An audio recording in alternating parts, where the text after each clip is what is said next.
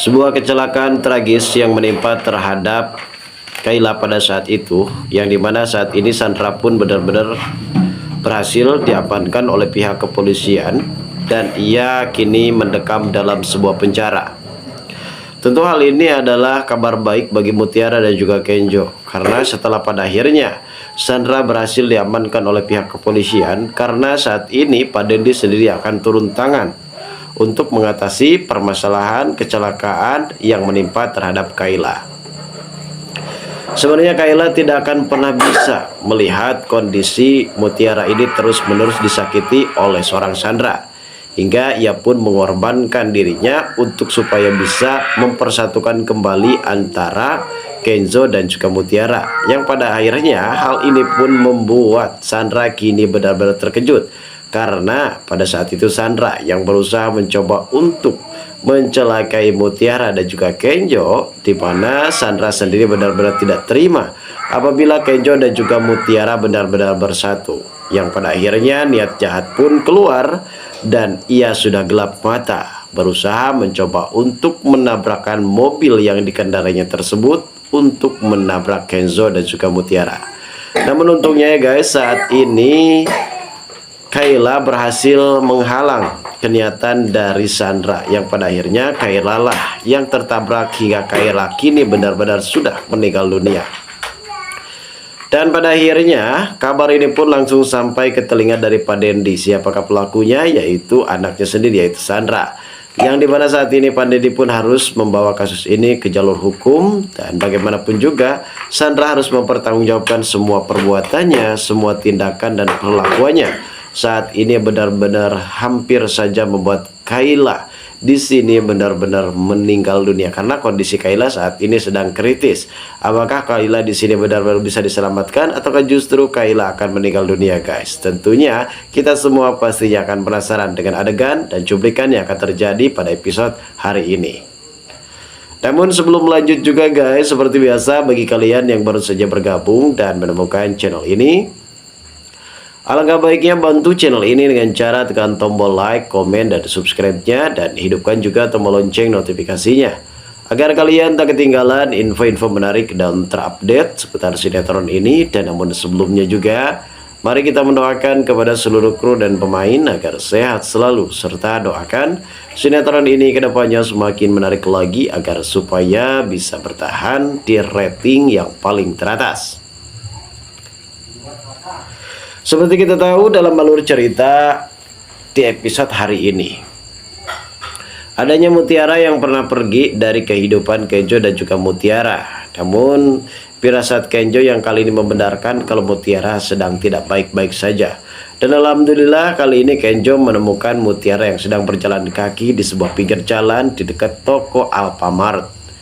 Di sini sepertinya Kenjo benar-benar sangat begitu bahagia ketika ia berpapasan bersama dengan Mutiara, walaupun ia menggunakan sepeda motor Mio Z.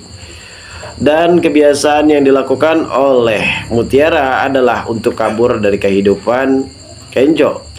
Namun nampaknya Kenjo berhasil menangkap dan memeluk Mutiara.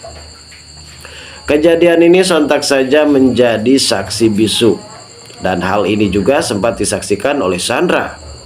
Pertemuan Kenjo dan juga Mutiara justru akan membawa berkah di antara keduanya.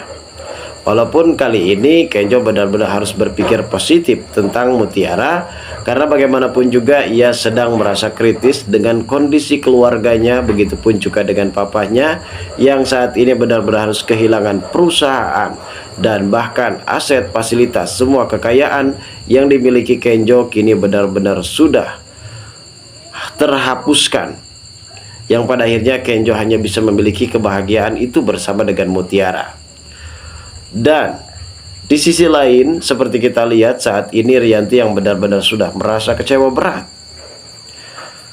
Tindakan yang dilakukan oleh Pak Aditya sungguh sangat keterlaluan, bahkan ini hanya di luar batas. Mungkin Pak Aditya sempat melihat dan memergoki kalau Rianti sempat berjalan dengan seorang pria, yang pada akhirnya di sini Sandra akan memperalat agar supaya nantinya di sini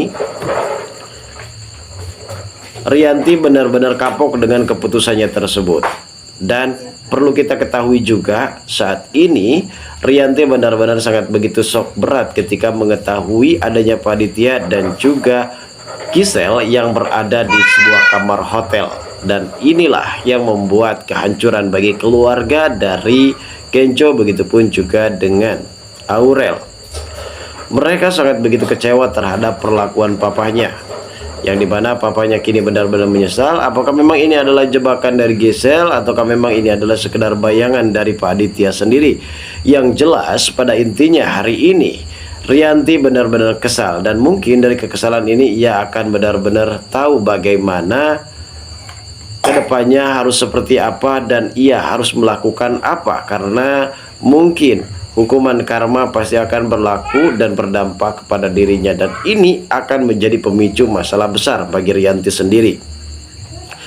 Rianti pun akhirnya memutuskan, dan bahkan bisa jadi kalau Rianti saat ini memutuskan untuk bercerai bersama dengan Aditya. Dan akhirnya kepada anak-anaknya sendiri ia memerintahkan kepada Kenco dan Aurel apakah mereka akan ikut bersama dengan Aditya ataukah memang ikut bersama dengan Rianti.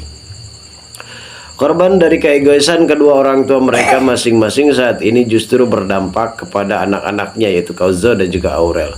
Setelah perusahaannya kini sudah mengalami dalam sebuah ambang kehancuran, dan di sini juga keluarga dari Pak Aditya dan juga Rianti benar-benar sudah hancur, yang pada akhirnya Rianti memutuskan untuk bercerai dan akhirnya mengambil hak asuh anak terhadap Kenco dan juga Aurel, karena mereka sudah besar, jadi berhak mereka untuk memilih kepada siapa mereka akan ikut bersama hidup.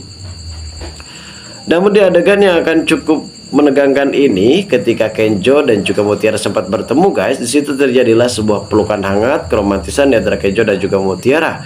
Ternyata hal tersebut pun sempat dilihat oleh Sandra, hingga akhirnya Sandra di sini gelap mata. Ia tidak bisa memiliki Kenco, dan juga di sini ia mempunyai kenyataan kalau Kenco tidak bisa dimiliki oleh dirinya, justru Mutiara pun tidak boleh memiliki Kenco. Yang pada akhirnya Sandra pun berusaha mencoba untuk mengendarai mobilnya tersebut, menabrakkan kepada Sandra, maksud saya kepada Kenco dan juga Mutiara. Namun ternyata hal tersebut sempat dihalangi oleh Kayla yang sempat menghadang mobil Sandra.